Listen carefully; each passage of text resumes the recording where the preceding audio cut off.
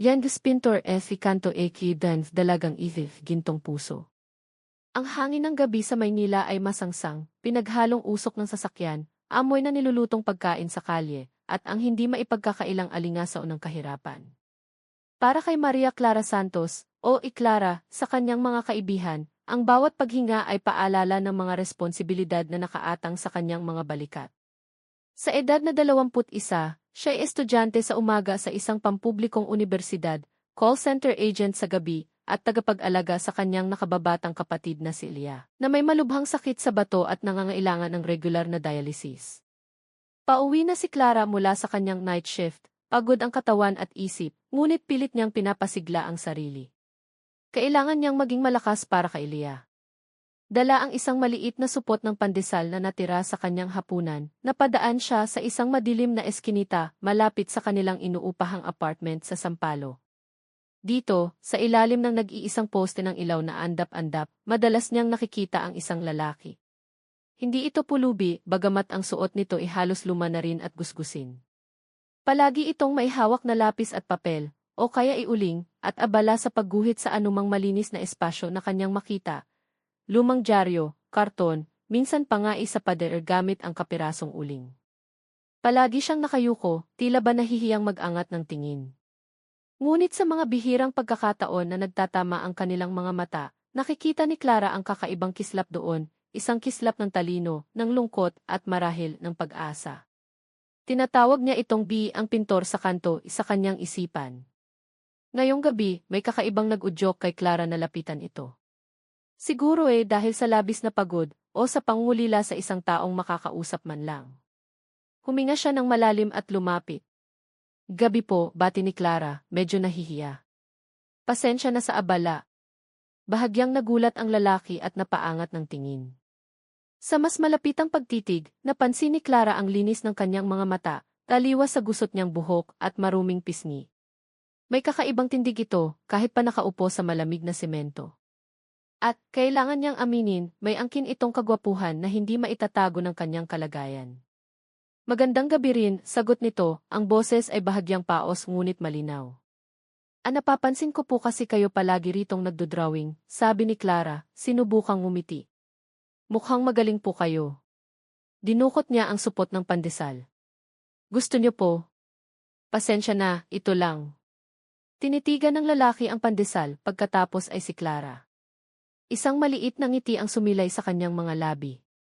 Salamat, miss, mahinang sabi nito. Pero hindi ko po matatanggap to, mayroon pa naman po akong kaunting naipon para sa pagkain. Naku, ayos lang. Sobra naman ito sa akin. Sa kamukhang kailangan mo ng lakas.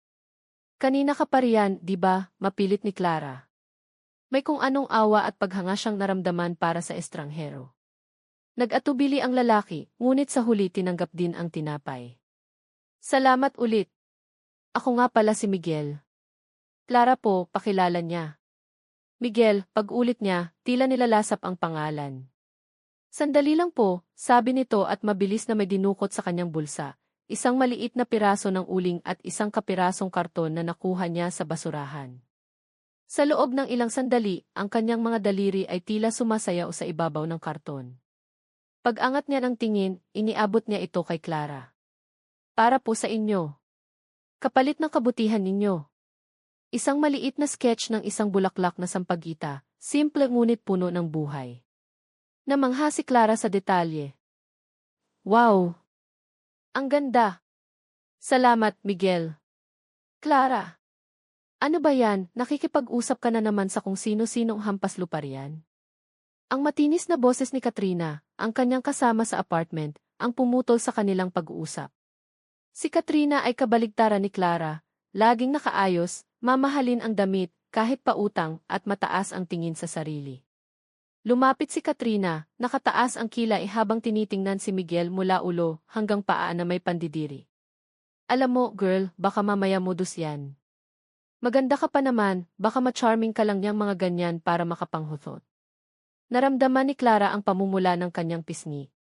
Hindi naman, Trina. Nagmagandang loob lang. Ipinakita niya ang sketch.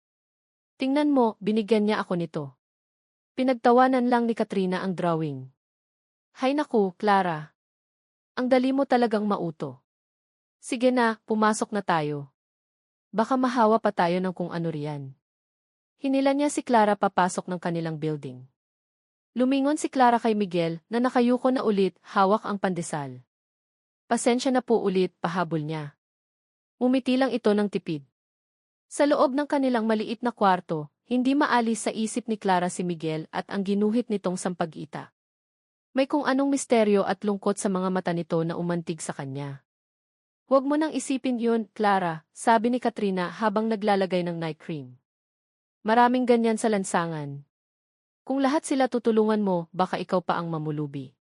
Pero iba siya, Trina. Mukha siyang mabait. Lahat sila mukhang mabait sa una. Survival of the fittest, te. Kalimutan mo na iyon. Nga pala, yung renta natin, malapit na namang madyu. Nakapagtabi ka na ba? Alam mo naman, si Aling Nena, strikta iyon. Napabuntong hininga si Clara. Nga pala, ang renta. At ang gamot ni Ilia. Ang tuition fee niya. Ang lahat ng bayarin. Mayroon na akong konti. Kukulangin pa nga, pero gagawan ko ng paraan. Hay, naku. Sabi ko naman kasi sayo, humanap ka na lang ng mayamang foreigner. O kaya, yung boss nating si Amy Tan sa call center, type ka nun. Isang kembot mo lang, baka sagot na niya lahat ng problema mo, suhestyon ni Katrina, na may kasamang kindat. Umiling si Clara. Hindi ko kaya yung mga ganyang paraan, Trina. Magtatrabaho na lang ako ng maayos. Bahala ka. Basta ako, I'm keeping give options open. Sayang ang ganda, no? Humikab si Katrina at nahiga na. Si Clara naman ay naupo sa gilid ng kanyang kama, tinititigan ang sketch ni Miguel. Hindi niya alam kung bakit, pero pakiramdam niya, hindi ito ang huling pagkikita nila. Kinabukasan, pagkatapos ng klase at bago pumasok sa trabaho, sinadya ni Clara na dumaan ulit sa eskinita. Naroon nga si Miguel, abala na naman sa pagguhit sa isang lumang resibo. May dala siyang maliit na baon, kanin at adobong manok na tira nila ni Lia kagabi. Miguel, tawag niya. Muli, nag-angat ito ng tingin, at sa pagkakataong ito, isang maliit na ngiti ang agad na sumilay sa mga labi nito nang makita siya. Clara! Napadaan ka. Ah! May dala akong pagkain. Para sa'yo, sabi niya, iniabot ang baunan. Masarap yan, luto ko. Tinitigan ni Miguel ang pagkain, pagkatapos ay si Clara. Hindi ka ba napapagod, Clara? Sa pagtulong sa akin? Hindi naman. Masaya akong may natutulungan kahit sa maliit na paraan. Umupo si Clara sa isang malinis na bahagi ng semento, hindi alintana ang alikabok. Kumain ka na. Mukhang gutom ka na. Habang kumakain si Miguel, tahimik lang siyang pinagmamasdan ni Clara. Napansin niya ang pino nitong pagkilos, ang paraan ng paghawak nito sa kutsara at tinidor, na improvised mula sa kapirasong plastik, na tila sanay sa mas maayos na pamumuhay. Saan ka natutulog? Biglang tanong ni Clara. Natigilan si Miguel. Kung saan-saan lang. Sa ilalim ng tulay sa mga abandonadong gusali. Kung saan hindi masyadong mapapansin. Hindi ba delikado iyon? Nagkibit balikat si Miguel. Sanayan lang. Ang importante may bubong kahit paano. May pamilya ka ba? Usisa pa ni Clara, hindi mapigilan ang sarili. Isang anino ng lungkot ang dumaan sa mga mata ni Miguel. Wala na. Matagal na. Naramdaman ni Clara ang kirot sa kanyang dibdib. Pasensya na. Hindi ko sinasadyang ni. Ayos lang, putol ni Miguel, pilit mumingiti. Ikaw? Mukhang marami kang pinagkakaabalahan. Nag-aaral ako tapos trabaho sa gabi. Tapos yung kapatid ko di.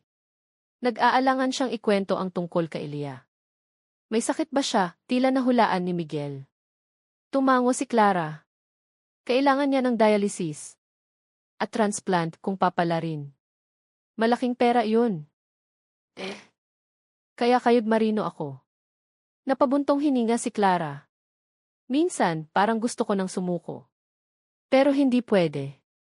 Huwag kang susuko, Clara, sabi ni Miguel, ang boses ay puno ng sinseridad. Ang mga taong tulad mo, yung may mabuting puso, sila yung binibiyayaan sa huli. Napangiti si Clara. Sana nga. Ikaw, anong pangarap mo? Ako. Tumingin si Miguel sa malayo sa mga nagtataasang gusali ng Maynila. Simple lang. Makapinta. Makalikha ng sining na makakapagbigay ng inspirasyon sa iba. At magkaroon ng sariling pamilya balang araw. Nagkwentuhan pa sila ng matagal. Tungkol sa mga paborito nilang libro, sa musika, sa mga simpleng bagay sa buhay. Nalaman ni Clara na si Miguel ay mahilig sa kasaysayan at sa mga klasikong nobela. Si Miguel naman ay humanga sa determinasyon ni Clara at sa pagmamahal nito sa kapatid. Sa kabila ng kanilang magkaibang mundo, may kung anong koneksyon ang nabuo sa pagitan nila. Nang magpaalam si Clara para pumasok sa trabaho, may dalang bagong pag-asa ang kanyang puso. Ang pakikipag-usap kay Miguel ay tila nagbigay sa kanya ng panibagong lakas. Sa apartment, nadatnan niyang nag-aayos si Katrina. Saan ang lakad mo, Trina? Mukhang bongga yan, ah. May date ako, girl. Sa isang businessman. Gwapo, mayaman at mukhang type ako. Ito na siguro ang tiket ko palabas ng kahirapan na to. Humagikik si Katrina. Ikaw, kailan ka ba maghahanap ng diskarte? Yung pintor mo sa kanto, baka mamaya, mabuntis ka lang yan, wala ka nang mapapala. Hindi naman ganoon si Miguel, Trina. At wala kaming ginagawang masama. Asus! Maniwala ako sa'yo. Basta ako, aangat ang buhay ko. Hintayin mo lang. Baka isang araw, ako na ang magbabayad ng renta nating dalawa o baka naman, makalipat na ako sa kondo. Patuloy si Katrina sa kanyang mga pangarap habang si Clara ay tahimik na naghahanda para sa isa na namang mahabang gabi ng trabaho. Sa mga sumunod na araw, naging parte na ng routine ni Clara ang pagdaan kay Miguel. Minsan, nagdadala siya ng pagkain. Minsan, mga lumang libro o magasin na pwedeng basahin ito. Si Miguel naman, palaging may bagong sketch para sa kanya, isang ibon, isang tanawin sa Maynila, minsan pa nga isang portrait ni Clara na kuha mula sa kanyang alaala. Alam mo, Clara, sabi ni Miguel isang hapon, ikaw ang nagbibigay ng kulay sa mga araw ko rito. Ikaw rin naman, Miguel. Para kang inspirasyon.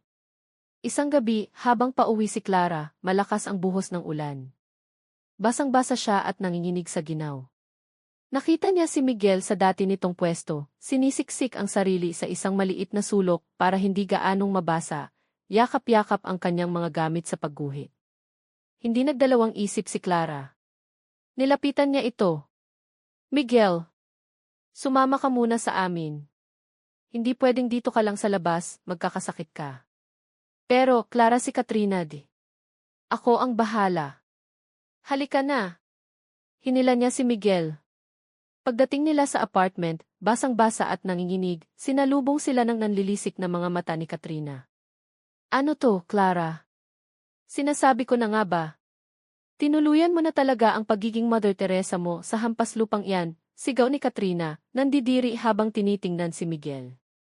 Hindi ka ba nahihiya? Dinadala mo ang basura sa pamamahay ko? Trina, parang awa mo na, pakiusap ni Clara, ang boses ay nanginginig sa ginaw at kaba. Malakas ang ulan. Magkakasakit siya kung pababayaan natin sa labas. Kahit ngayong gabi lang. Ngayong gabi lang. Lara, umayos ka nga. Yang kwarto natin, kasya lang sa ating dalawa. Saan mo siya patutulugin? Sa kandungan mo. Sarkastiko ang tono ni Katrina. At isa pa, wala tayong perang pampakain sa dagdag na bibig. Yung renta nga natin, kulang pa ang naiabot mo sa akin para kay Aling Nena. Namutla si Clara. Nga, ang renta. Ang perang dapat sana iibibigay niya kay Katrina ay naibigay niya kay Miguel noong isang araw para may pambili ito ng gamot ng dapuan ito ng lagnat. Isang desisyon na pinagsisihan niya ngayon, hindi dahil sa pagtulong, kundi dahil sa problemang idudulot nito. Pasensya na, Trina. Nagipit lang talaga ako. Babayaran kita agad, pangako. Pangako? Puro ka pangako, Clara. Kung hindi lang ako naaawa sa kapatid mo, matagal na kitang pinalayas dito. Dumagundong ang boses ni Katrina. Tumingin siya kay Miguel. At ikaw? Lumayas ka dito. Hindi ito charity institution. Si Miguel, na kanina patahimik at nakayuko, ay nag-angat ng tingin. Pasensya na po sa abala. Aalis na lang po ako. Huwag, pigil ni Clara, hinawakan ang braso ni Miguel. Humarap siya kay Katrina, may determinasyon sa kanyang mga mata. Trina, responsibilidad ko siya. Ako ang nagdala sa kanya rito. Kung papalabasin mo siya, sasama ako sa kanya. Natigilan si Katrina. Alam niyang hindi nagbibiro si Clara. At kahit gaano siya kainis, alam niyang kailangan niya si Clara para sa hati sa renta. Napabuntong hininga siya. Fine. Pero 1 linggo lang. Pagkatapos ng 1 linggo, siguraduhin mong wala na yan dito, kundi pareho ko kayong palalayasin. Padabog na pumasok si Katrina sa kanilang kwarto at ibinagsak ang pinto. Nakahinga ng maluwag si Clara. Salamat, Miguel, sa pag-unawa. Ako dapat ang magpasalamat, Clara. Sobra-sobra na ang naitulong mo sa akin. Dahil maliit lang ang kanilang apartment, isang sala na nagsisilbing tulugan din ni Katrina, at isang maliit na kwarto para kay Clara at Leah, na kasalukuyang nasa probinsya, kasama ang kanilang tiyahin para sa mas murang dialysis pansamantala. Naglatag si Clara ng lumang banig sa sahig ng kanyang kwarto para kay Miguel. Ibinigay niya rito ang ilan sa mga damit ng kanyang yumaong ama. Sa loob ng 1 linggong iyon, sinikap ni Miguel na maging hindi pabigat. Tumutulong siya sa mga gawaing bahay, naghuhugas ng pinggan, naglilinis, minsan ay nagluluto pa gamit ang limitadong sangkap na mayroon sila. Natuklasan ni Clara na masarap pala itong magluto. Sa gabi, habang nag-aaral si Clara, tahimik lang si Miguel sa isang sulok, nagdodrawing o nagbabasa. Si Katrina naman ay laging mainit ang ulo. Palagi niyang pinaparinggan si Miguel. Ang sarap naman ng buhay ng iba riyan, parelax-relax lang. O kaya Clara, yung basura, hindi pa ba ilalabas, patukoy kay Miguel. Sinubukang baliwalain ni Clara si Katrina, pero ramdam niya ang bigat sa dibdib. Dumagdag pa ang problema sa pera. Ang sahod niya sa call center ay kulang na kulang para sa renta, sa pagkain nilang tatlo, at sa padala para kay Leah.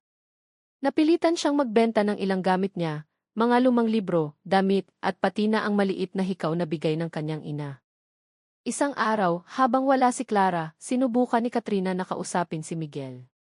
Alam mo, Miguel, sabi ni Katrina, umupo sa tabi nito, hindi habang buhay aasa ka kay Clara. Mahirap din yun. Kung gusto mo, pwede kitang tulungan. May mga kilala akong businessmen. Baka may maibigay silang trabaho sa'yo. O kaya, kung may ibubuga ka, baka mas malaki pa ang kitain mo. May pahiwatig ang ngiti ni Katrina. Tumingin si Miguel kay Katrina, malamig ang mga mata. Salamat sa alok mo, pero mas gusto kong maghanap ng trabaho sa sarili kong paraan. At ayokong gamitin ang kabaitan ni Clara. Nainsulto si Katrina. Aba, ang yabang mo naman. Akala mo kung sino ka. Isa ka lang namang palaboy na pinulot ni Clara sa kung saan. Hindi na sumagot si Miguel. Alam niyang wala siyang mapapala kung papatulan niya si Katrina. Samantala, si Clara ay lalong nalulubog sa problema. Nalaman niyang kailangan ni Leah ng agarang operasyon, isang bagay na hindi niya inaasahan. Ang perang naipon niya para sa transplant ay kukulangin pa para sa operasyong ito.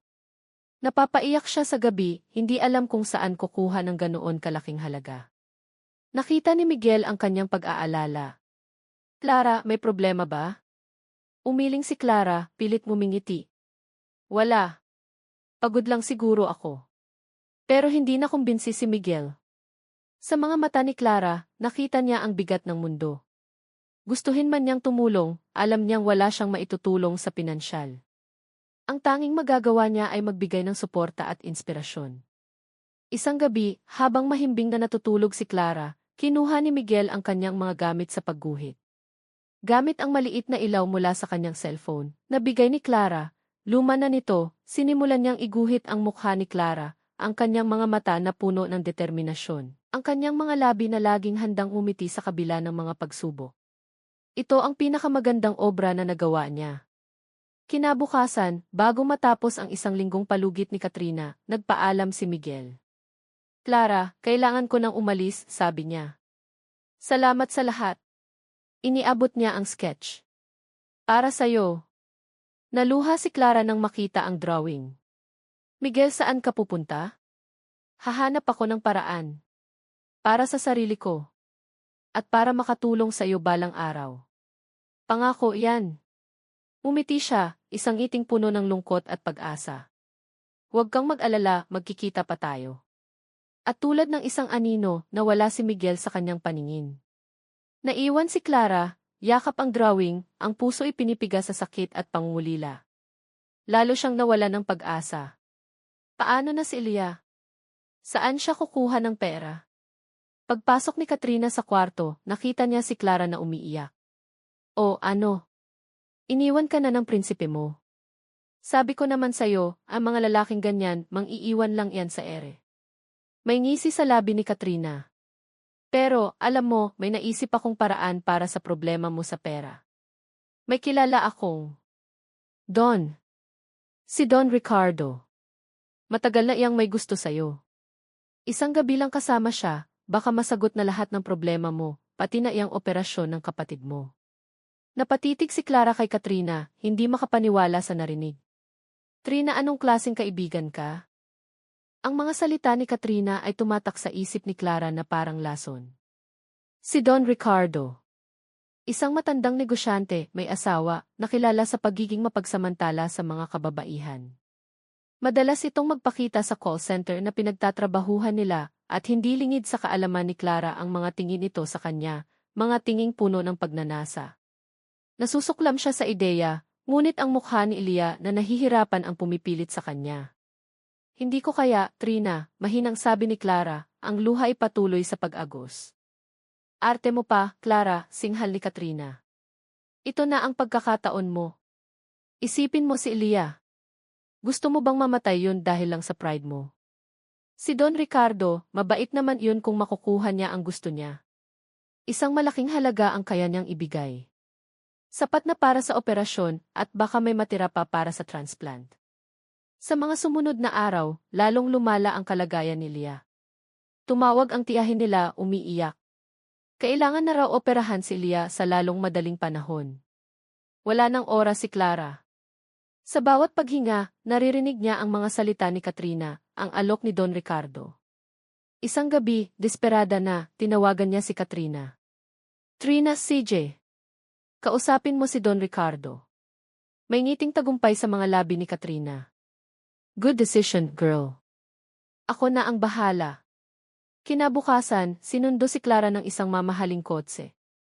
Dinala siya sa isang pribadong restoran, sa isang silid na nakareserba para sa kanila. Naroon si Don Ricardo, nakangiti, ang mga matay kumikislap sa pagnanasa. Clara, hija. Sa wakas, pumayag ka ring makipag-dinner sa akin, bati nito, hinawakan ang kanyang kamay at hinalikan. Nandidiri si Clara, ngunit pinilit niyang umiti. Habang kumakain sila, puro papuri ang sinasabi ni Don Ricardo. Tungkol sa kanyang ganda, sa kanyang kabaitan. Si Clara ay tango lang ng tango, ang isip ay lumilipad kay Elia. Narinig ko ang tungkol sa kapatid mo, sabi ni Don Ricardo, seryoso na ang tono.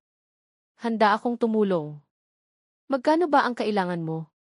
Sinabi ni Clara ang halaga. Hindi kumurap si Don Ricardo. Maliit na bagay, sabi nito.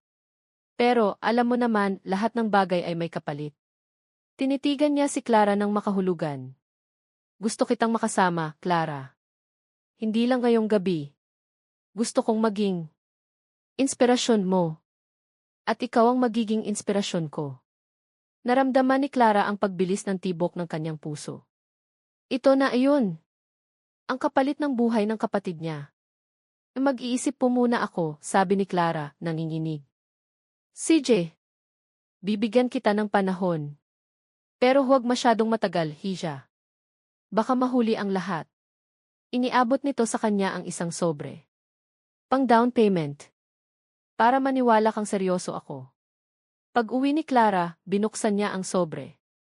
Isang malaking halaga ng pera. Sapat na para sa paunang bayad sa ospital. Umiyak siya ng umiyak. Ang pera na hawak niya ay parang apoy na pumapaso sa kanyang kamay. Kinabukasan, nagpunta siya sa isang maliit na kapilya. Nagdasal siya ng taimtim. Panginoon, tulungan niyo po ako. Bigyan niyo po ako ng liwanag. Paglabas niya ng kapilya, may nakita siyang isang anunsyo na nakapaskil, Art Exhibit for Cause, featuring new and upcoming artists.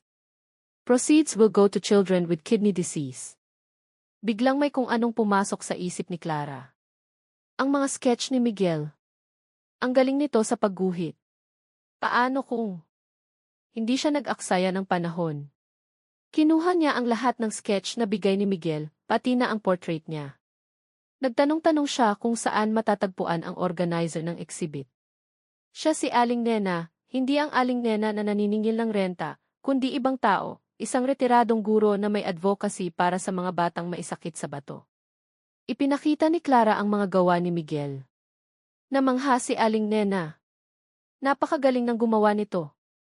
Sino siya? Isang kaibigan ko po, si Miguel. Naghahanap po siya ng paraan para makatulong. Nag-imbento si Clara ng kwento, sinabing si Miguel ay nahihiyang lumantad. Pwede po kayang isama ang mga gawa niya sa exhibit. Naman. Tamang-tama, may isang slot pa kaming bakante. Kailan ko siya pwedeng makausap? Ako na lang po muna ang kakausap sa kanya. Medyo mahiyain po kasi siya. Pumayag si Aling Nena. Nagbigay siya ng petsa para sa exhibit.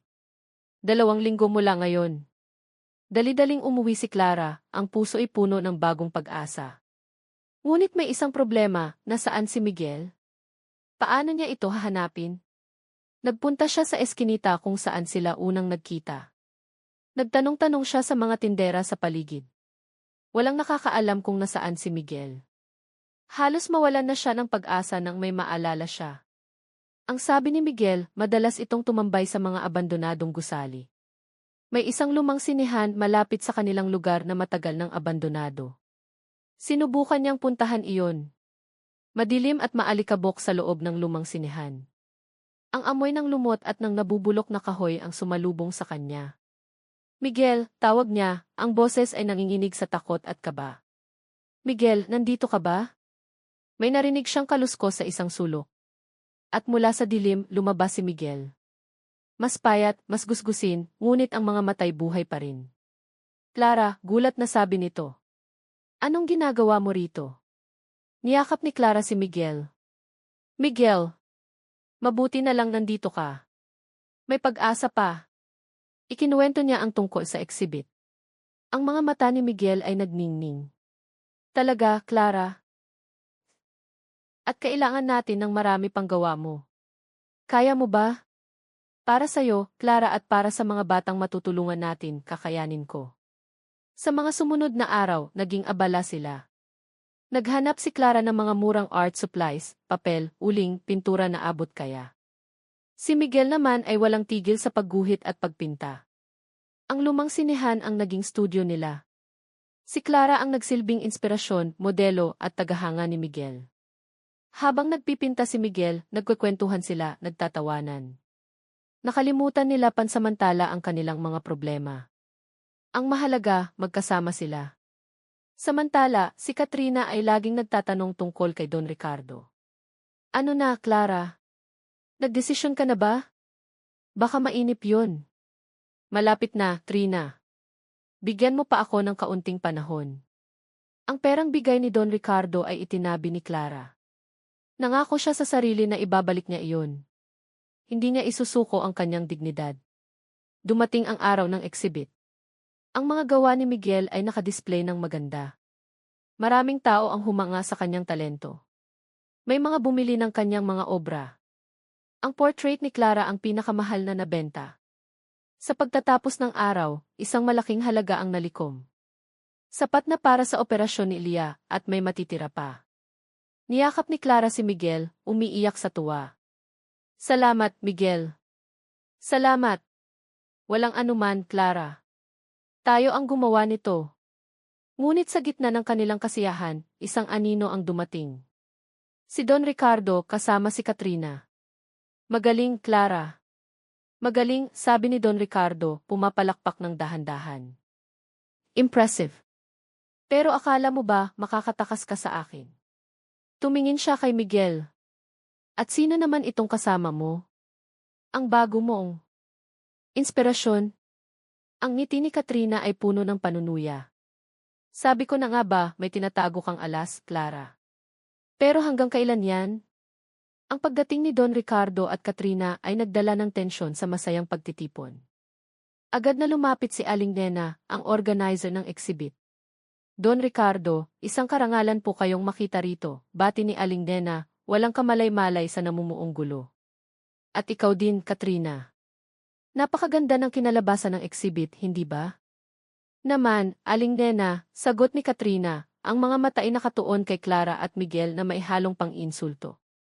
Lalo na't may mga hidden talents pala tayong nadiskubre. Si Don Ricardo naman ay diretsong tumingin kay Clara. Clara, Hija, kailangan nating mag-usap. Pribado. Ang boses niya ay kalmado, ngunit may bigat, isang babala na hindi dapat baliwalain. Naramdaman ni Clara ang paglamig ng kanyang mga kamay. Hinawakan ni Miguel ang kanyang siko, isang tahimik na pag-aalok ng suporta. Kung ano man po ang sasabihin ninyo kay Clara, Sir, mas makakabuting marinig ko rin, matatag na sabi ni Miguel, bagamat baka sa kanyang mukha ang pag-aalala. Tinaasan ng kilay ni Don Ricardo si Miguel. At sino ka naman para makisali sa usapan ng mga nakakatanda? Kaibigan po ako ni Clara. At ang pinag-uusapan dito ay may kinalaman sa mga obra ko, sagot ni Miguel, hindi nagpatinag. Napangisi si Don Ricardo. Obra mo? Itong mga to. Itinuro niya ang mga painting. Akala ko ba ayaw mong magpakilala? Nahihiya ka raw, sabi ni Clara. Tumingin siya ulit kay Clara. Mukhang marami kang sikreto, Hija. Don Ricardo, nagsalita si Clara, pinipilit tatagan ang boses. Ang perang ibinigay ninyo narito po. Dinukot niya ang sobrang ibinigay nito at iniabot. Salamat po sa intensyon ninyong tumulong, pero hindi ko po matatanggap ang alok ninyo. Kinuha ni Don Ricardo ang sobre, tinitigan ito, pagkatapos ay tumawa ng malakas. Isang tawang nakakakilabot. Akala mo ba ganun lang kadali yun, Clara? Akala mo ba, pagkatapos mong tanggapin ang pera ko, tapos ay magpakasaya sa exhibit na ito, ay pwede mo na lang akong basta-basta talikuran? Hindi po ako nagpakasaya, giit ni Clara. Ang perang ito ay para sa operasyon ng kapatid ko. At ang perang nalikom sa exhibit na ito, yun po ang gagamitin namin. Malinis na pera. Malinis? Muling tumawa si Don Ricardo. Walang malinis na pera sa mundong ito, Clara. Lahat ay may kapalit. Lumapit siya kay Miguel. Ikaw, bata. Magkano ang binayad sa'yo ni Clara para magpanggap kang pintor niya? Nagulat si Miguel. Hindi po ako nagpapanggap. Ako po talaga ang gumawa ng mga yan. Talaga? Si Katrina ang sumabat, ang boses ay puno ng panunuya. Bakit noong isang linggo lang, para kang basang sisiw na nakatira sa apartment namin? Kung totoong pintor ka, bakit ka nagpapakahirap sa lansangan? Dito na hindi nakatiis si Aling Nena. Sandali lang. Ano bang nangyayari rito? Miguel, totoo ba ang sinasabi nila? Hindi ikaw ang pintor. Bumigat ang dibdib ni Miguel. Tumingin siya kay Clara, na ngayon ay puno ng pag-aalala ang mga mata. Huminga siya ng malalim. Oras na para sa katotohanan. Ako po si Miguel de Silva, panimula niya, ang boses ay malinaw at matatag. At ako po ang pintor ng lahat ng obra na nandito. May mga bulungan sa paligid. Ang pangalang de Silva ay kilala sa mundo ng sining at negosyo. De Silva, ulit ni Don Ricardo, bahagyang nanlaki ang mga mata. Kaano-ano mo si Don Emilio de Silva, ang may-ari ng De Silva Galleries? Ama ko po siya, simpleng sagot ni Miguel. Isang malakas na katahimikan ang bumalot sa lugar. Maging si Katrina ay natigilan, napanganga. Si Clara naman ay parang nabingi. Hindi siya makapaniwala sa narinig. Ang Miguel na kilala niya, ang pintor sa kanto, ang gusgusing estranghero na tinulungan niya ay anak ng isa sa pinakamayamang pamilya sa bansa.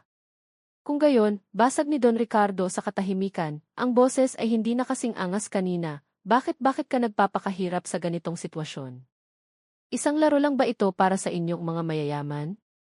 Hindi po ito laro, sabi ni Miguel, ang mga mata ay nakatuon kay Clara.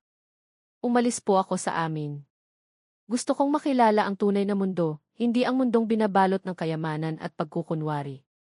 Gusto kong mahanap ang sarili ko, ang aking sining at ang mga totoong tao. Muli siyang tumingin kay Clara, at sa pagkakataong ito, puno ng pagsuyo ang kanyang mga mata. At natagpuan ko siya. Naramdaman ni Clara ang pamumula ng kanyang pisngi. Ang lahat ng tao ay nakatingin sa kanila. Kaya pala, sigaw ni Katrina, na tila natauhan na. Kaya pala ang lakas ng loob mong tanggihan ang mga alok ko.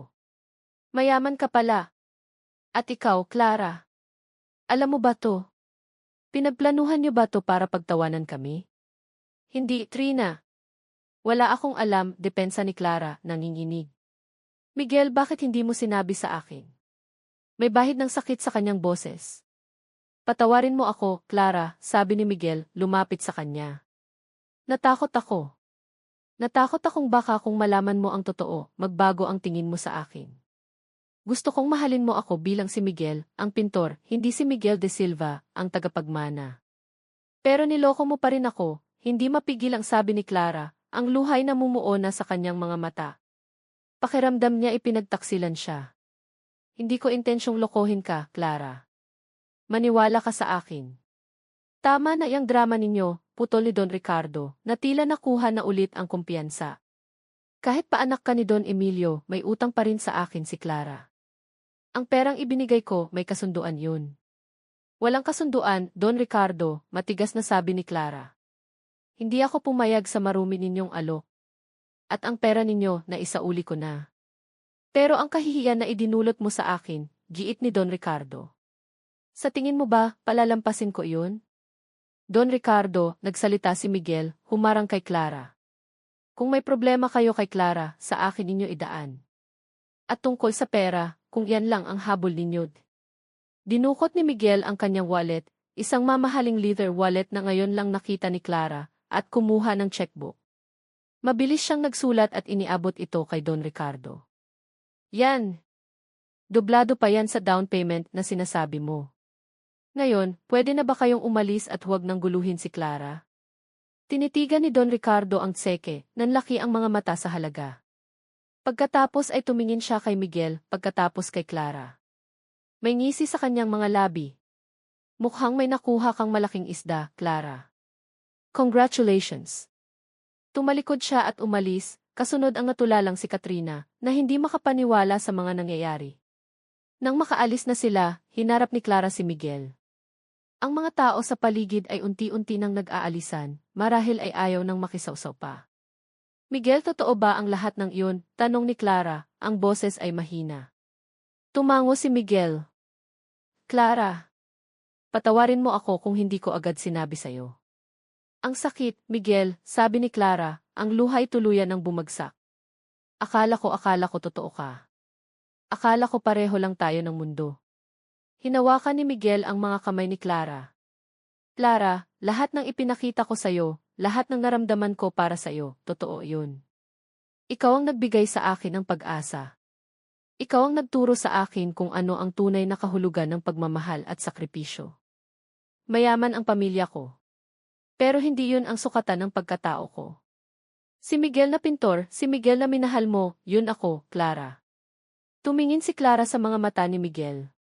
Nakita niya roon ang sinseridad, ang pagsisisi at higit sa lahat, ang pagmamahal. Kailangan ko ng panahon, Miguel, sabi niya.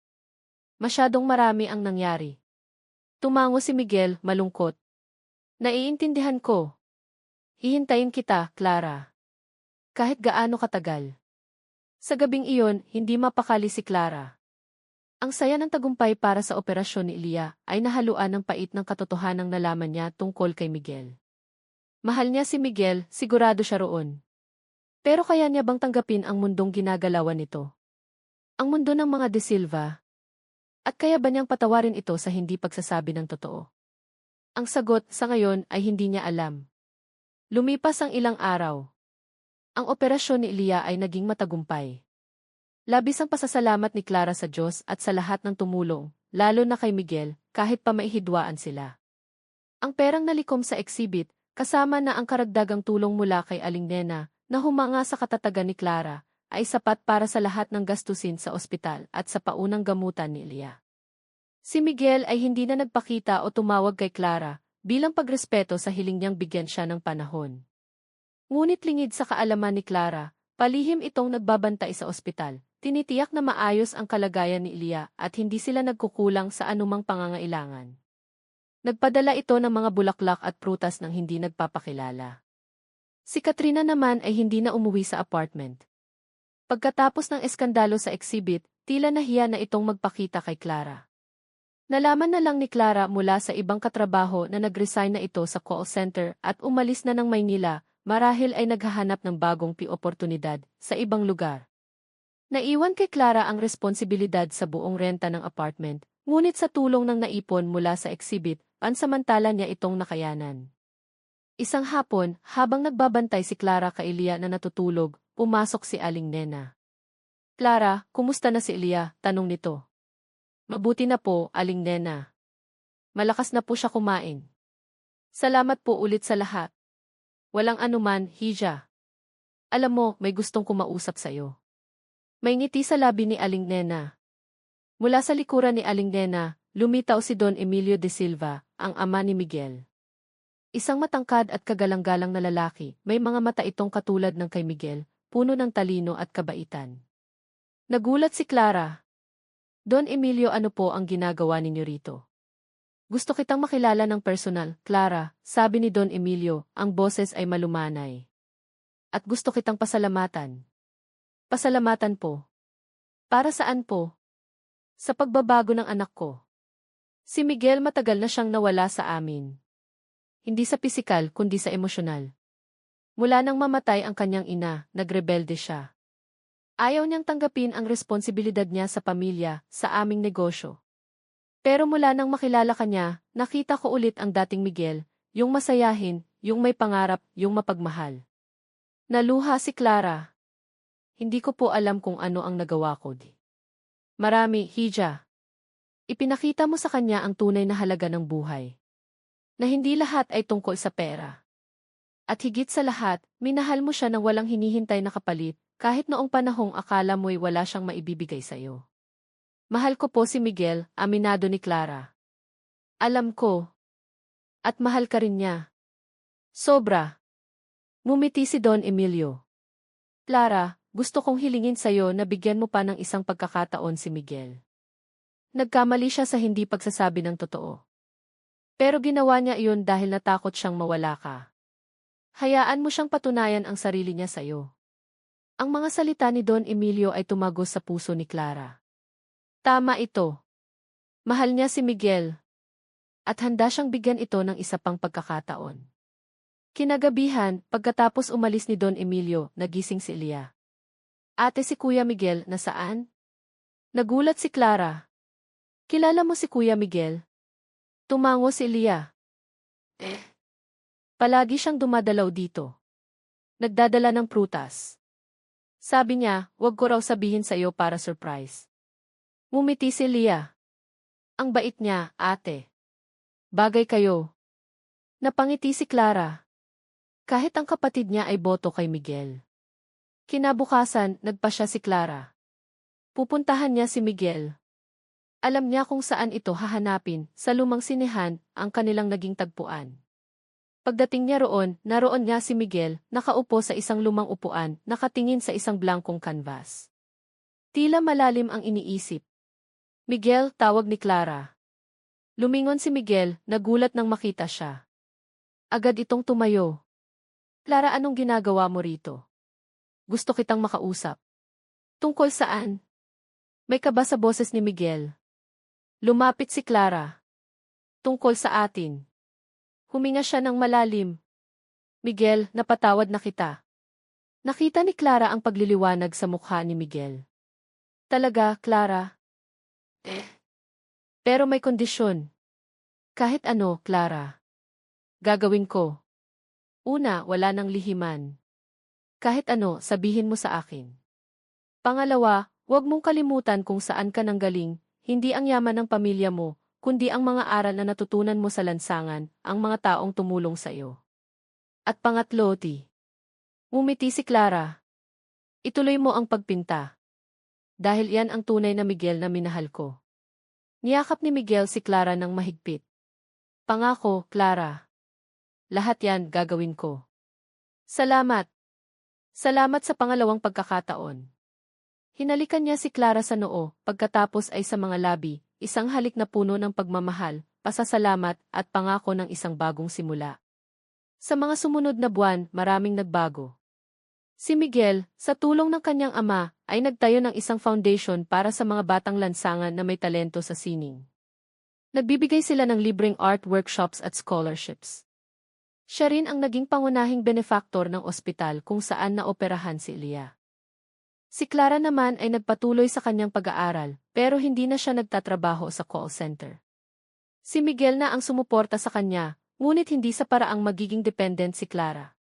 Binigyan siya ni Miguel ng part-time job sa foundation, bilang tagapamahala ng mga programa para sa mga bata. Isang trabahong gusto ni Clara at nababagay sa kanyang puso. Sila ni Miguel ay lalong naging malapit. Natutunan nilang pagtagumpayan ang pagkakaiba ng kanilang mga mundo. Madalas pa rin silang bumisita sa lumang sinehan, ang kanilang espesyal na lugar. Doon, nagpipinta si Miguel at si Clara ang kanyang inspirasyon. Isang araw, habang nakaupo sila sa ilalim ng puno sa isang parke, may inabot si Miguel kay Clara. Isang maliit na kahon. Ano to? Tanong ni Clara. Buksan mo. Binuksan ni Clara ang kahon. Isang sing-sing. Simple ngunit elegante. May maliit na diamante sa gitna. Clara, sabi ni Miguel, hinawakan ang kanyang kamay. Sa lahat ng pagsubok na dinaanan natin, isa lang ang napatunayan ko. Ikaw ang buhay ko. Ikaw ang kulay ng mundo ko. Ikaw ang lahat sa akin. Lumuhod si Miguel. Maria Clara Santos, mahal na mahal kita. Will you marry me? Tumulo ang luha sa mga mata ni Clara, luha ng kaligayahan. Yes, Miguel. Yes, I will marry you. Isinuot ni Miguel ang sing-sing sa daliri ni Clara. Nagyakapan sila, ang kanilang mga puso'y umaapaw sa pagmamahal. Ang pintor sa kanto at ang dalagang may gintong puso, sa wakas, ay magkakaroon na ng kanilang happily ever after. Ilang taon ang lumipas. Sina Miguel at Clara ay masaya nang nagsasama bilang mag-asawa. Nagkaroon sila ng 2 anak, isang lalaki na pinangalanan nilang Emilio V, at isang babae na pinangalanan nilang Esperanza, simbolo ng pag-asang hindi nawala sa kanila. Ang foundation ni Miguel ay lalo pang lumago, nakatulong sa daan-daang kabataan. Si Clara naman ay naging isang matagumpay na social worker, patuloy na tumutulong sa mga nangangailangan. Minsan, napapadaan sila sa eskinita kung saan sila unang nagkita. Wala na ang aandap-andap na post ng ilaw. Napalitan na ito ng mas maliwanag na diilam. Ngunit sa puso nila, mananatili ang alaala ng isang pintor sa kanto at ng isang dalagang may gintong puso na pinagtagpo ng tadhana sa gitna ng hirap at pag-asa at pinagbuklod ng pag-ibig na wagas at totoo. 5 taon na ang lumipas mula ng ikasal sina Clara at Miguel. Ang kanilang pagsasama ay pinatatag ng panahon, ng mga ngiti at luha, at ng 2 biyaya, si Emilio V. o MM, isang bibo at mausisang 4 na taong gulang na kamukhang-kamukha ni Miguel, at si Esperanza, o Espe, isang anghel na 2 taong gulang na may mga mata at ngiti ni Clara. Ang De Silva Foundation ay naging isang institusyon ng pag-asa para sa maraming kabataang lansangan na may talento sa sining. Si Clara, bilang program director, ay abala sa pag-organisa ng mga workshop, exhibit, at paghahanap ng mga bagong benepisyaryo. Ang kanyang puso ay nananatiling malapit sa mga taong minsang naging bahagi ng kanyang mundo. Si Miguel naman, bukod sa pagiging aktibo sa foundation, ay kinilala na bilang isa sa mga pinakamahuhusay na pintor ng kanyang henerasyon. Ang kanyang mga obra, na madalas ay inspirasyon mula kay Clara at sa kanilang buhay, ay hinahangaan hindi lang sa Pilipinas, kundi pati na rin sa ibang bansa. Si Don Emilio, na masayang-masaya sa kanyang mga apo, ay unti-unti nang ipinapasa ang pamamahala ng De Silva Galleries kay Miguel. Si Elia, ang kapatid ni Clara, ay isa ng magandang dalaga. Nakatapos siya ng kolehiyo sa kursong Fine Arts, major in music, sa tulong ni Miguel at Clara. Kasalukuyan siyang nagtuturo ng musika sa foundation at kumakanta sa ilang piling events. Ang kanyang kalusugan ay tuluyan ng bumuti, at ang anino ng kanyang karamdaman ay isa na lamang malayong alaala. Isang umaga, habang nag-aalmusal ang pamilya De Silva sa kanilang malawak na hardin, napansin ni Clara ang tila malalim na iniisip ni Miguel. Mahal, may problema ba? Tanong ni Clara, hinawakan ang kamay ng asawa. Ngumiti si Miguel, ngunit hindi umabot sa kanyang mga mata. Wala naman, mahal. May ilang bagay lang akong inaasikaso sa galleries. Tungkol saan? Baka makatulong ako. Huwag mo nang alalahanin.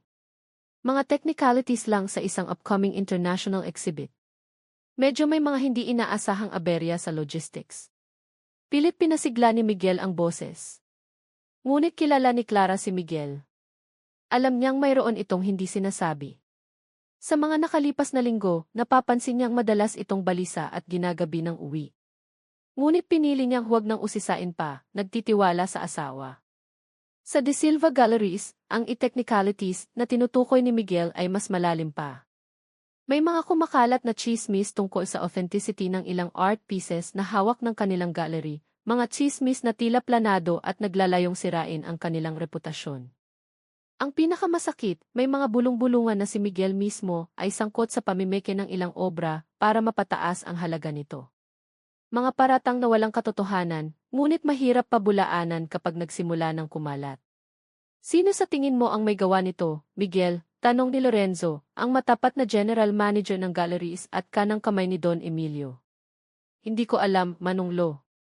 Pero sino man siya, malaki ang galit niya sa pamilya natin o sa akin mismo. Napabuntong hininga si Miguel.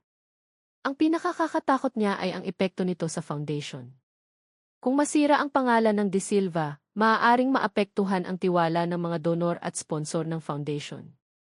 Lingid sa kaalaman ni Miguel, sa isang marangyang opisina sa Makati, isang tao ang umingisi habang binabasa ang mga balita online tungkol sa De Silva Galleries.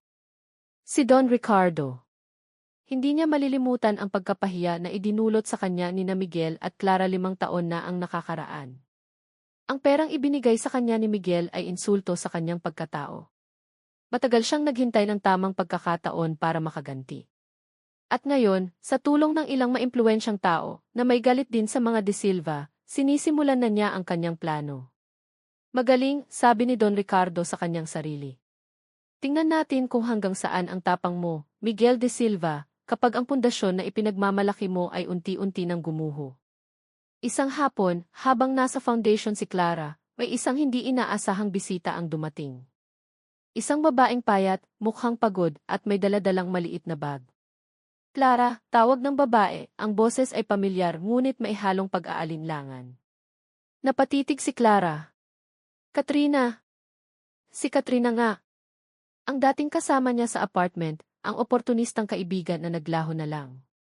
Ibang-iba na ang itsura nito ngayon. Wala na ang kumpiyansa at ang mamahaling ayos. Ang dating nagmamataas na si Katrina ay mukhang sinubok ng panahon. Anong ginagawa mo rito? Tanong ni Clara, hindi maitago ang pagkagulat. Clara, pasensya na sa bigla ang pagdating ko, sabi ni Katrina, yumuko. Wala na kasi akong ibang mapuntahan.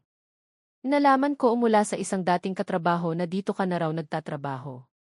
Pumasok ka muna, aya ni Clara, kahit pa may kung anong bumabagabag sa kanyang dibdib. Dinala niya si Katrina sa kanyang maliit na opisina sa loob ng foundation. Anong nangyari sa'yo, Trina? Malumanay na tanong ni Clara. Nagsimulang umiyak si Katrina. Ikinuwento niya ang kanyang mga naging karanasan mula nang umalis siya ng Maynila. Ang mga pangakong napako, ang mga relasyong bigo, ang mga trabahong hindi nagtagal. Ang dating matayog na pangarap ni Katrina ay nagkawatak-watak. Ngayon, wala na siyang pera, wala nang matuluyan. Naawa si Clara. Kahit ano pa ang nagawa ni Katrina sa kanya noon, nakikita niya ngayon ang isang taong nangangailangan ng tulong. Pwede kang tumuloy muna sa staff house ng foundation, Trina. Habang naghahanap ka ng paraan. Talaga, Clara, hindi makapaniwalang tanong ni Katrina. Pagkatapos ng lahat ng ginawa ko sa'yo. Lahat tayo nagkakamali, Trina. At lahat tayo ay karapat-dapat sa pangalawang pagkakataon. Ngumiti si Clara. Yumakap si Katrina kay Clara. Salamat, Clara. Hinding-hindi ko to makakalimutan. Nang gabing iyon, ikinuwento ni Clara kay Miguel ang pagbabalik ni Katrina. Kumunot ang noo ni Miguel. Sigurado ka ba dyan, mahal? Tanong ni Miguel. Baka may iba siyang motibo. Ang mga kasalukuyang problema sa gallery ay nagdulot sa kanya ng labis na pag-iingat. Alam ko ang iniisip mo, Miguel. Pero nakita ko ang pagsisisi sa mga mata niya. At isa pa, saan naman siya pupunta? Hayaan na natin siyang magkaroon ng pagkakataong makabangon. Tumango si Miguel, ngunit may agam-agam pa rin sa kanyang puso. Sige, mahal. Tiwala ako sa desisyon mo. Pero mag-iingat pa rin tayo. Sa mga sumunod na araw, si Katrina ay nanirahan sa staff house ng foundation. Tumutulong siya sa mga simpleng gawain, paglilinis, pag-aayos ng mga gamit. Si Clara naman ay sinisikap siyang isama sa ilang aktibidad para hindi ito mabagot. Isang gabi, habang nag-aayos ng mga papeles si Clara sa kanyang opisina sa foundation, pumasok si Katrina. Clara, pwede ba tayong mag-usap? Tanong nito. Naman, Trina. Tungkol saan? Umupo si Katrina sa tapat ni Clara. Clara, may gusto akong sabihin sa'yo. Pero natatakot ako. Ano yun, Trina? Makikinig ako. Huminga ng malalim si Katrina. Si Don Ricardo. Natigilan si Clara. Anong tungkol kay Don Ricardo? Bago ako pumunta rito, nakipagkita siya sa akin. Nanginginig ang boses ni Katrina. May inaalok siya sa akin. Pera. Malaking pera. Para saan? Tanong ni Clara, kinakabahan. Para tulungan siyang sirain kayo ni Miguel. Ang mga salitang binitiwan ni Katrina ay parang bombang sumabog sa pandinig ni Clara. Sirain kami ni Miguel? Paano? Nanginginig pa rin si Katrina habang nagpapatuloy. Gusto niyang gamitin ako para makakuha ng impormasyon tungkol sa foundation, sa mga personal na gawain ninyo, sa mga kahinaan ninyo. Gusto niyang palabasin na may anomalya sa foundation, na ginagamit lang ninyo ito para sa sarili ninyong interes. Napahawak si Clara sa kanyang dibdib. Hindi niya akalain na hahantong sa ganito ang galit ni Don Ricardo. At pumayag ka, tanong niya, ang boses ay halos hindi marinig. Umiling si Katrina, ang luhay nagsisimula ng tumulo. Hindi, Clara. Noong una natukso ako.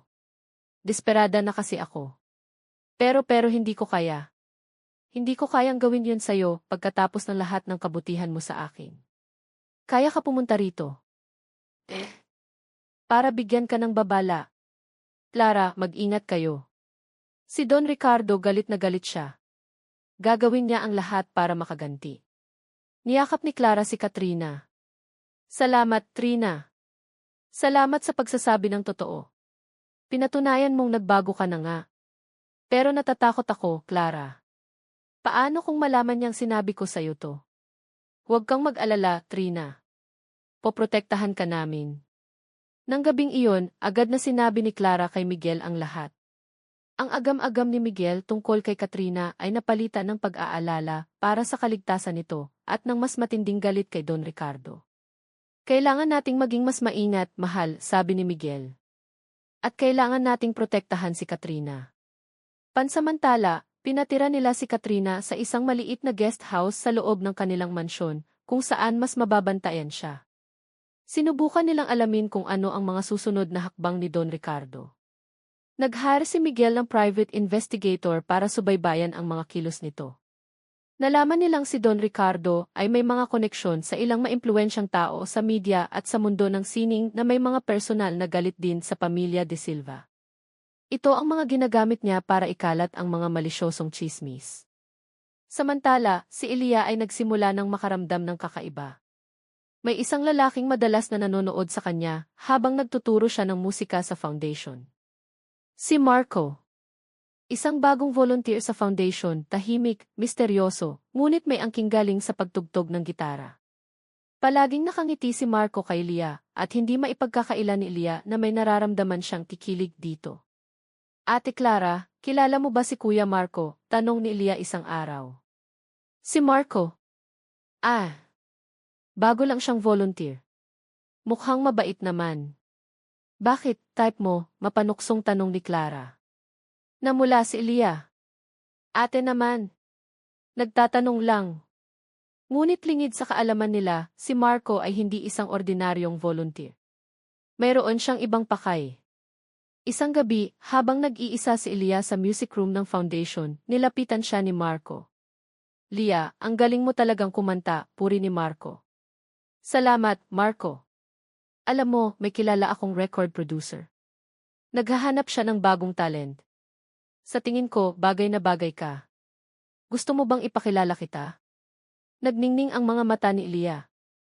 Ang maging isang recording artist ay isa sa kanyang mga pangarap. Talaga, Marco. Seryoso ka? Naman. Pero may kailangan ka lang gawin para sa akin. Ano iyon? Simple lang. Kailangan ko lang ng access sa ilang file sa computer ni Ate Clara mo. Tungkol sa mga donors ng foundation. Para raw ma-verify ng producer ang legitimacy ng foundation bago kanya i-consider. Kumunot ang noo ni Leah. Bakit kailangan iyon? At bakit hindi mo na lang hingin kay ate? Surprise sana to para kay Clara. At medyo sensitibo ang impormasyon, baka hindi niya agad ibigay. Pero para naman to sa pangarap mo, Leah. At para makatulong na rin sa foundation, di ba? Kapag sumikat ka, mas makikilala ang foundation. Nag-alinlangan si Leah. Alam niyang mali ang pakialaman ang gamit ng ate niya nang walang paalam. Ngunit ang tukso ng pangarap ay napakalakas.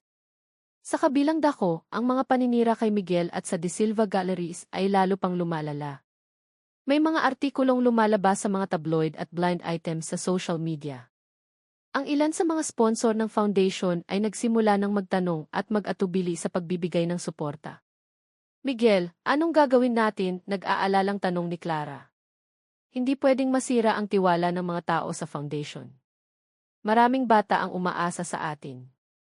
Huwag kang mag-alala, mahal. Haharapin natin to, magpapatawag ako ng press conference. Sasagutin ko lahat ng paratang. Niyakap ni Miguel si Clara. Ang mahalaga, magkasama tayo.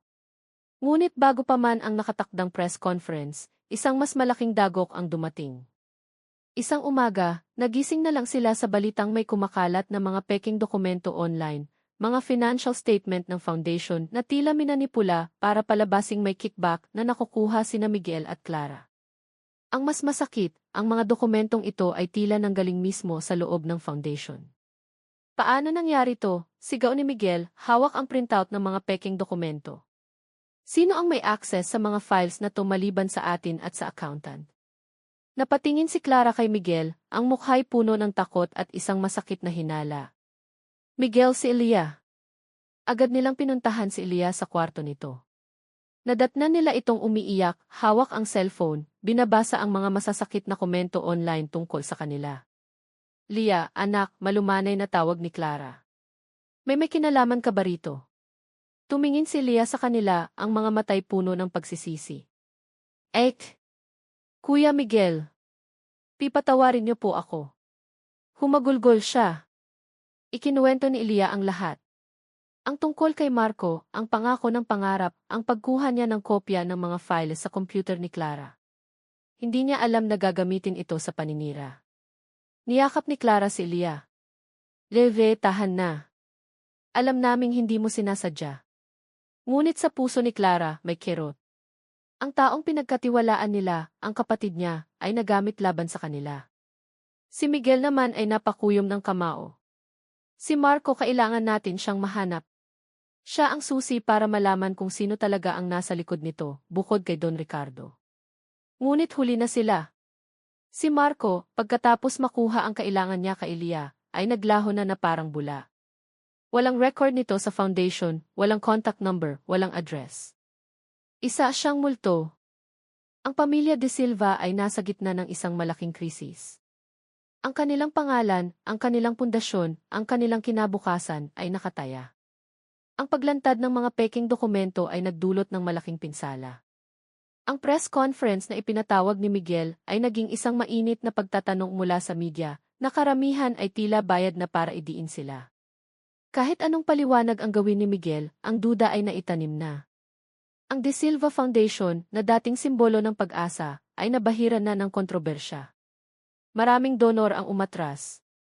Ang mga benepisyaryo at kanilang mga pamilya ay nag-aalala. Si Clara ay labis na nasasaktan, hindi para sa sarili niya, kundi para sa mga batang umaasa sa foundation. Si Leah naman ay hindi mapatawad ang sarili.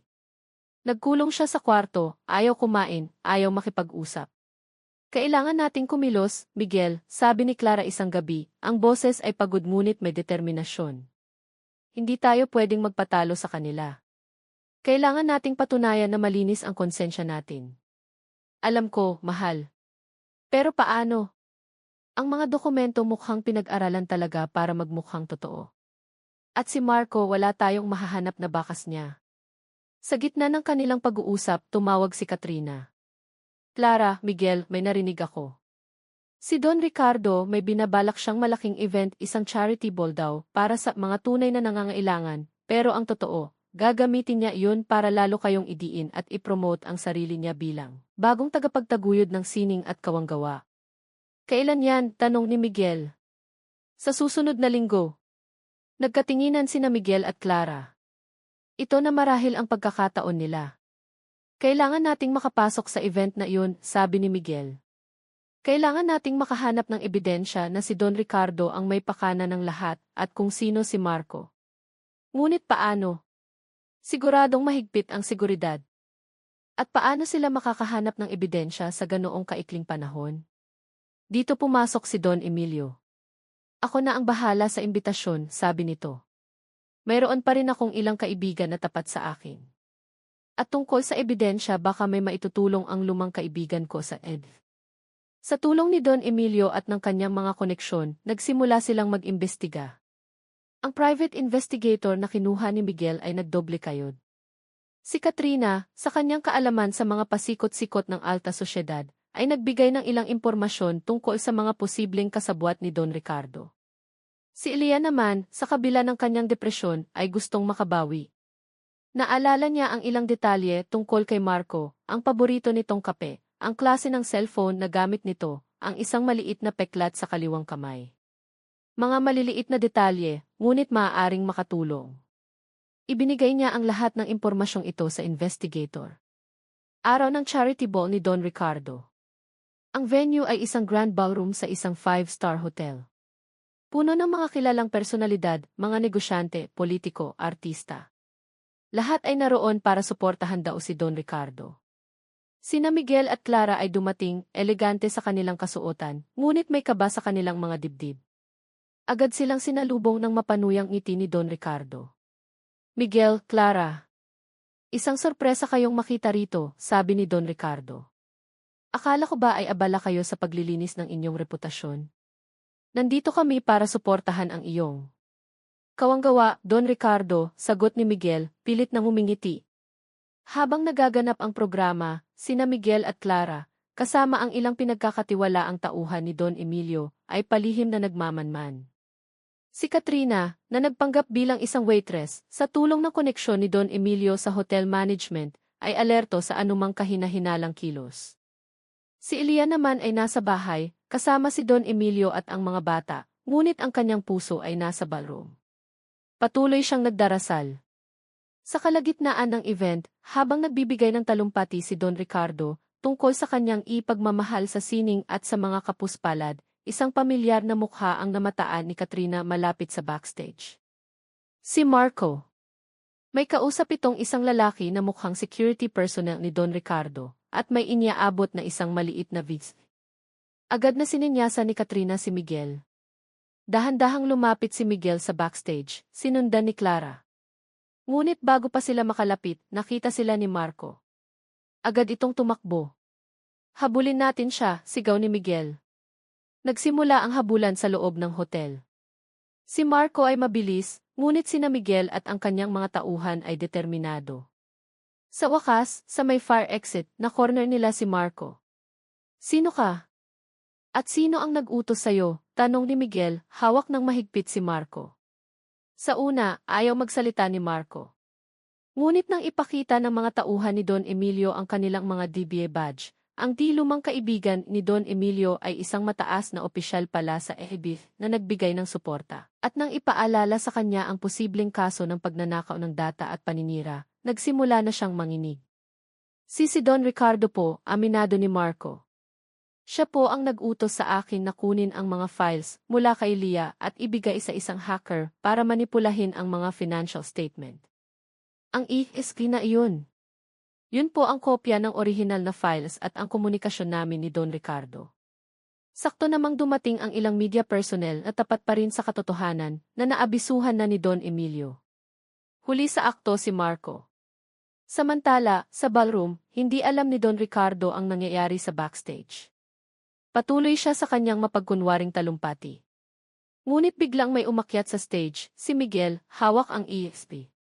Don Ricardo, sabi ni Miguel, ang boses ay malakas at malinaw, umalinggaw sa buong ballroom.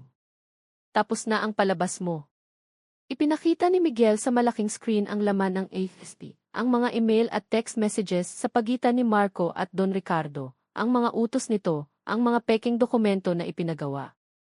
Kitang-kita ang lahat. Ang buong ballroom ay natigilan. Si Don Ricardo ay namutla, hindi makapagsalita. Ang kanyang mga kasabwat ay nagsimula ng mag-alisan ng palihim. Ito ang katotohanan pagtatapos ni Miguel. Ang De Silva Foundation ay malinis. At ang taong nasa likod ng lahat ng paninira ay walang iba kundi ang taong nagpapanggap na tagapagtaguyod ng kawanggawa. Ang mga pulis, na alertado na rin, ay pumasok sa ballroom at inaresto si Don Ricardo. Ang kanyang charity ball ay naging venue ng kanyang sariling pagbagsak. Ang pagkahuli kay Don Ricardo at ang paglalantad sa kanyang mga masasamang gawain ay naging malaking balita. Ang pangalan ng De Silva Foundation at ni Miguel ay nalinis.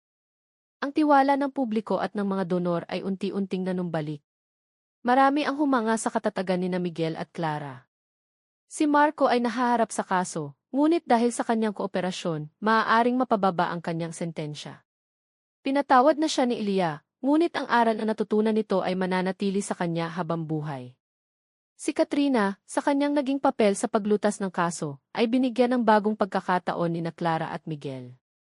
Naging regular na empleyado siya sa foundation, tumutulong sa logistics at event organizing, isang trabahong mas nababagay sa kanya at nagbigay sa kanya ng dignidad. Si Elia, pagkatapos ng lahat ng nangyari, ay mas naging matatag. Nag-focus siya sa kanyang pagtuturo ng musika at sa pagtulong sa mga bata sa foundation. Ang pangarap niyang maging recording artist ay pansamantala niyang isinantabi, ngunit hindi kinalimutan. Alam niyang darating din ang tamang panahon para doon.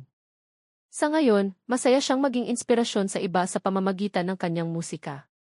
Ang pamilya De Silva ay mas naging matibay. Ang pagsubok na kanilang dinaanan ay lalong nagpatatag sa kanilang samahan. Natutunan nilang harapin ang anumang hamon basta't sila ay magkakasama. Isang hapon, ilang buwan pagkatapos ng insidente, nagkayayaan sina Miguel, Clara, Lia, at ang mga bata na magpiknik sa lumang sinehan. Ang lumang sinehan. Sa tulong ni Miguel at ng foundation, ito ay ginawang isang community art center, may maliit na teatro, art gallery para sa mga baguhang pintor, at music room. Ito ang naging bagong simbolo ng kanilang pagbangon at ng kanilang pagmamahal sa sining. Habang pinapanood ni Miguel at Clara ang kanilang mga anak na masayang naglalaro, at si Elia na tumutugtog ng gitara, hinawakan ni Miguel ang kamay ni Clara. "Mahal, salamat," sabi ni Miguel. "Para saan?" "Sa hindi pagsuko. Sa patuloy na paniniwala sa akin, sa atin." Ngumiti si Clara. "Hanggang magkasama tayo, Miguel, walang imposible."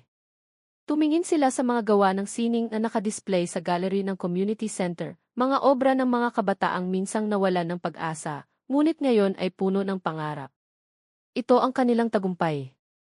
Ito ang liwanag pagkatapos ng dilim. Si Emilio Vehí ay lumapit sa kanila, ay hawak na isang papel na may drawing. "Mommy, Daddy, look. I drew our family." Ang drawing ay simple, ngunit puno ng kulay at pagmamahal. Isang pamilyang magkakasama, nakangiti, sa ilalim ng isang maliwanag na araw. Niyakap ni Miguel at Clara ang kanilang anak. Ito ang kanilang pamilya. Isang pamilyang sinubok ng panahon, ngunit nanatiling buo at matatag, dahil sa pag-ibig na wagas at totoo. Ang pintor sa kanto at ang dalagang may gintong puso ay patuloy na ipipinta ang kanilang kwento, puno ng pag-asa, pagmamahal, at mga bagong pangarap. Lumipas pa ang 10 taon. Si Emilio Vehí, OMM, ay isa ng binatilyong 14 na taong gulang. Mana sa ama ang hilig sa sining, partikular sa digital art at animation. Madalas siyang matagpuan sa Community Art Center, nakikipag-collaborate sa ibang kabataan o kaya ay gumagawa ng sarili niyang mga proyekto. Bagamat lumaki sa yaman, nanatili siyang mapagkumbaba at may malasakit sa kapwa, mga aral na itinuro sa kanya ni Clara at Miguel. Si Esperanza, o Espe, ay 12 taong gulang na, isang dalagitang mahilig sa pagsusulat at pagkukwento. Ang kanyang mga mata ay laging mapanuri at ang kanyang isip ay laging puno ng mga ideya. Madalas niyang sinusundan si Clara sa foundation, nakikinig sa mga kwento ng mga benepisyaryo, na siyang nagiging inspirasyon niya sa kanyang mga sinusulat. Si Elian naman ay isa ng kinikilalang musical director at composer.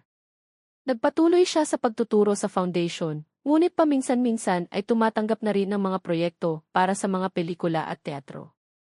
Ang kanyang pangarap na maging recording artist ay hindi na niya itinuloy, ngunit natagpuan niya ang kanyang katuparan sa paglikha ng musikang nagbibigay buhay sa ibang anyo ng sining. Mayroon na rin siyang matatag na karelasyon, si David, isang arkitekto na nakilala niya sa isang art exhibit. Ang De Silva Foundation at ang Community Arts Center ay patuloy na yumayabong. Naging modelo ito ng kung paano magagamit ang sining para sa pagbabago at pag-asa. Si Miguel at Clara, bagamat may edad na, ay nananatiling aktibo, nagsisilbing gabay at inspirasyon sa bagong henerasyon ng mga leader at artist ng foundation. Isang araw, may isang malaking anunsyo sa foundation, isang international art competition para sa mga kabataan na may temang kipag-asa sa gitna ng pagbabago. Ang mananalo ay magkakaroon ng pagkakataong mag-aral sa isang prestihiyosong art school sa Paris. Si MM ay labis na natuwa. Matagal na niyang pangarap na makapag-aral sa ibang bansa at mapalawak pa ang kanyang kaalaman sa animation. Ngunit kasabay ng kanyang tuwa ay ang kaba. Alam niyang malaki ang expectation sa kanya bilang anak ni Miguel de Silva. Dad, sa tingin mo po ba, kaya ko? Tanong ni MM kay Miguel isang gabi, habang tinitingnan nila ang mga lumang sketch ni Miguel noong nasa lansangan pa ito. Anak, ang tanong ay hindi kung kaya mo, kundi kung gaano mo kagusto, sagot ni Miguel. Ang talento, nandyan na. Ang sipag at determinasyon, nasa sayo yan. At huwag mong isipin ang pangalan ko. Gumawa ka ng sarili mong pangalan. Gamitin mo ang sining mo para ipahayag ang sarili mong boses. Ang mga salita ni Miguel ay nagbigay ng lakas ng loob kay MM. Nagpasa siya ng kanyang entry, isang maikling animated film tungkol sa isang batang lansangan na natagpuan ang pag-asa sa pamamagitan ng pagguhit sa mga pader ng syudad. Isang kwentong malapit sa puso ng kanilang pamilya. Samantala, si Espe naman ay may sariling pinagkakaabalahan. Palihim siyang nagsusulat ng isang nobela, isang fantasy adventure na may mga tauhang inspirasyon mula sa mga taong nakikilala niya sa foundation. Ang kanyang pangarap ay mailathala ito balang araw. Ngunit may isang lihim si Espe na hindi niya masabi sa kanyang mga magulang. Minsan, habang naghahalongkat siya ng mga lumang gamit sa bodega ng kanilang bahay, may natagpuan siyang isang lumang bowl. Sa loob nito ay mga sulat, mga litrato at isang diary. Diary ni Katrina. Binasa ni Espe ang diary. Nalaman niya ang buong kwento ni Katrina, ang mga pangarap nito, ang mga pagkakamali, ang pagsisisi, at ang muling pagbangon sa tulong ni Clara. May kung anong awa at pag-unawa ang naramdaman ni Espe para kay Katrina, na ngayon ay isa ng matalik na kaibigan ng kanyang ina at ninang pa niya. Isang araw, habang nag-uusap sina Espe at Katrina sa garden ng foundation, naglakas loob si Espe. Ninang Trina, nabasa ko po yung diary ninyo. Natigilan si Katrina. Aang alin, Espe? Yung tungkol po sa nakaraan ninyo. Kay Ninong Ricardo. Napabuntong hininga si Katrina. Akala ko na itapon ko na yun. Umupo siya sa tabi ni Espe. Huwag mo sanang isipin na masama akong tao, Espe. Nagkamali lang ako noon.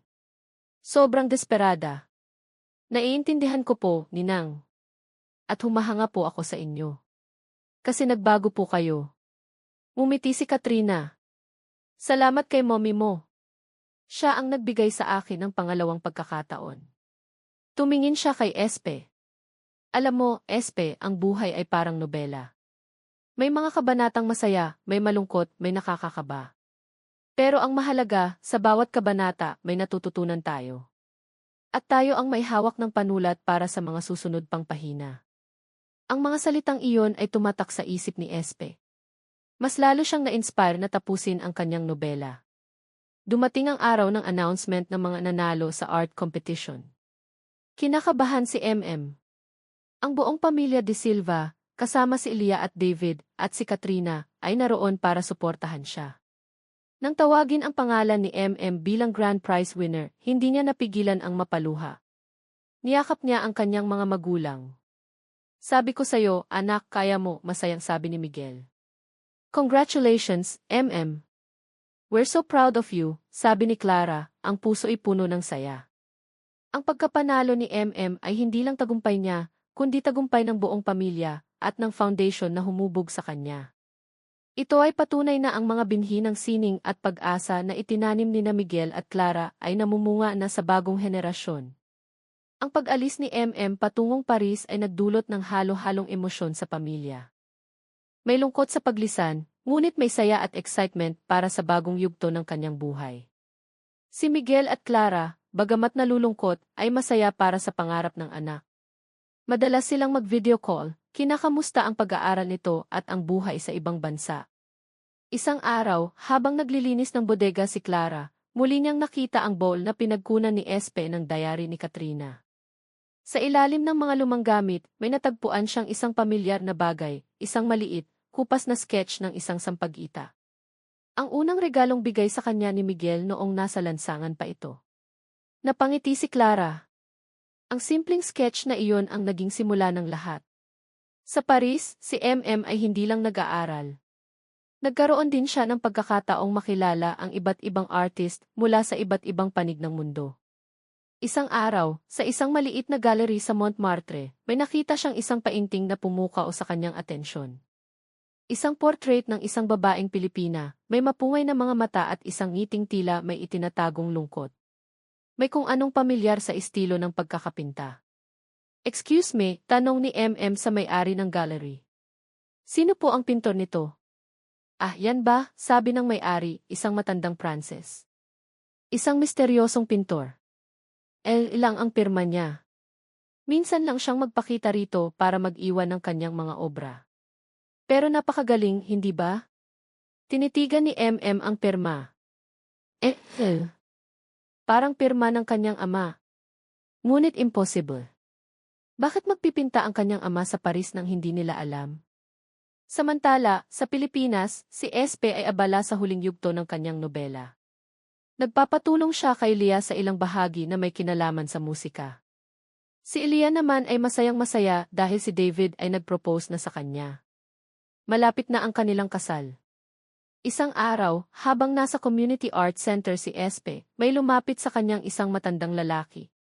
Payat ito, may balbas na puti at may dalang isang lumang sketchpad. Excuse me, Hija, sabi ng matanda. Ito ba ang De Silva Foundation? Opo. Ako po si Esperanza De Silva. Ano po ang maitutulong ko sa inyo? Umiti ang matanda. Ako si Mang Lando. Isa akong dating pintor. Narinig ko ang tungkol sa inyong foundation. Gusto ko sanang mag-donate ng aking mga lumang gamit sa pagpinta. Baka may makinabang pa. Nako, salamat po, sabi ni Espe. Halika po, ipakita ko sa inyo ang aming gallery. Habang naglilibot sila, napansin ni Espe ang paraan ng pagtingin ni Mang Lando sa mga painting. May lungkot at pangulila sa kanyang mga mata. Nang makita niya ang isang portrait ni Clara na ipininta ni Miguel noong mga unang taon nila, natigilan si Mang Lando. Kilala ko ang babaeng yan, mahinang sabi ni Mang Lando. Talaga po? Siya po si Mommy Clara ko. Tumingin si Mang Lando kay Espe, ang mga matain ng lalaki. Mommy mo? Ibig sabihin anak ka ni Miguel De Silva? Opo. Napaupo si Mang Lando. Hindi maaari. Bakit po, Mang Lando? Kilala niyo po ba si Daddy? Huminga ng malalim si Mang Lando. Hija, ako si Ricardo.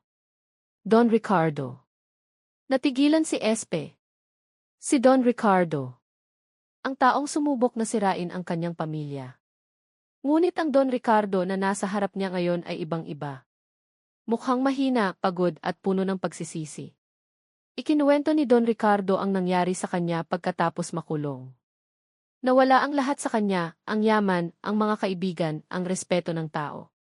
Nang makalaya siya, namuhay siyang mag-isa, puno ng galit at panghihinayang. Ngunit sa paglipas ng panahon, ang galit ay napalitan ng pagsisisi. Sinubukan niyang bumalik sa pagpipinta, ang kanyang dating hilig bago siya nalulong sa kapangyarihan at pera. Ngunit huli na ang lahat. Ang kanyang mga kamay ay nanginginig na at ang kanyang mga mata ay lumalabo na. Gusto ko sanang humingi ng tawad sa pamilya ninyo, lalo na sa mommy at daddy mo, sabi ni Don Ricardo, ang boses ay basag. Pero wala akong lakas ng loob. Siguro ito na lang ang paraan ko para makabawi. Ang mga gamit na ito sana makatulong sa mga bata. Hindi alam ni Espe ang sasabihin. Ang taong kinamumuhian niya noon dahil sa mga kwento, ay nasa harap niya ngayon, humihingi ng tawad. Nakita niya ang sinseridad sa mga mata nito. Nang malaman ni na Miguel at Clara ang tungkol dito, nagulat sila. Pinuntahan nila si Don Ricardo sa maliit na apartment na tinitirhan nito. Sa kabila ng lahat ng nagawa nito, nakita nila ang isang taong nagbago at nagsisisi. Pinatawad nila ito. Ang muling pagkikita na iyon ay nagbigay ng closure sa isang masakit na kabanata ng kanilang buhay. At nagbigay din ito ng bagong inspirasyon kay Espe para sa kanyang nobela. Sa Paris, patuloy na iniimbestigahan ni MM ang misteryosong pintor na Ellen.